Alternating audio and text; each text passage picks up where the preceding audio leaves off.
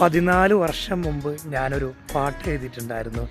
ആ പാട്ട് ഒരുപാട് ആൾക്കാർക്ക് പരിചയമുള്ളൊരു പാട്ടാണ്. ഇന്നും ആ പാട്ടിൻ്റെ വരികളും ഈണവും ഒരുപാട് ആളുകളുടെ ഇടയിലൂടെ സഞ്ചരിച്ചു കൊണ്ടിരിക്കുകയാണ്.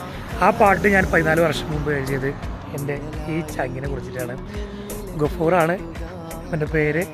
ഒരുപാട് ആൾക്കാർക്ക് അറിയാം, എൻ്റെ നാട്ടുകാർക്ക്, എൻ്റെ സുഹൃത്തുക്കൾക്ക് അറിയാം.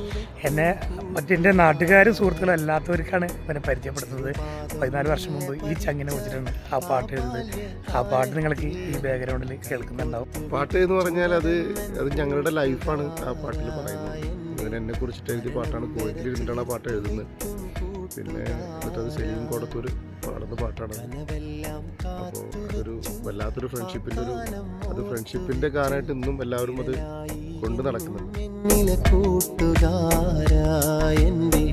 മരണം വരെ കാത്തുവെക്കും കൂട്ടുകാരാ.